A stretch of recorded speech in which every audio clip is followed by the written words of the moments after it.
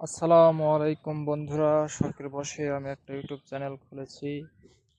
এটা আমাদের ধানের জমি। এই প্রথম একটা ভিডিও বানাচ্ছি মোবাইল দিয়ে।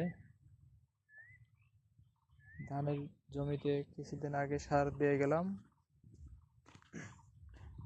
যদিও এই সময়টা সার দেওয়া ঠিক হয়নি। ধানে ভেঙে কয়েকটা ঘাস হয়েছে, ঘাসগুলো তুলে দিতে হবে।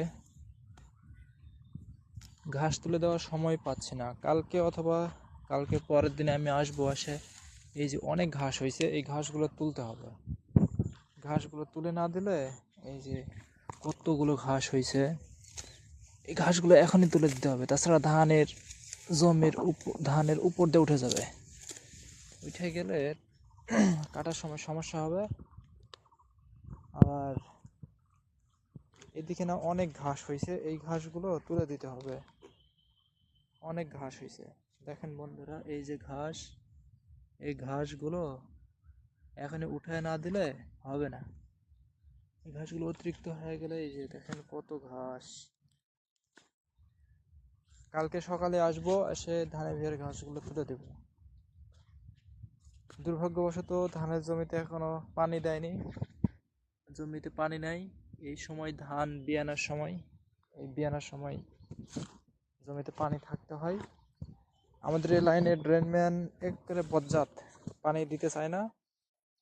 এই যে দেখেন ধান অনেক সুন্দর হয়েছে, আলহামদুলিল্লাহ, আল্লাহর রহমতে ধানগুলো ভালোই হয়েছে। কিন্তু ভিড়ে অনেক ঘাস, এই ঘাসগুলো কালকে তুলতে হবে। এই ঘাসগুলো না তুলে দিলে ধানের ফলন ভালো হবে না।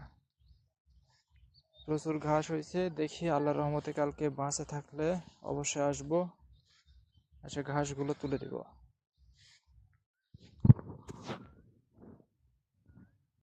এই তো আমার পাশের জমিতে একটা নতুন ধান লাগিয়েছে, কিন্তু এরা একটু পরে লাগিয়েছে, নমলা নমলা করে লাগাইছে, সেই জন্য ধানের গাছ অতটা বড় হয়নি।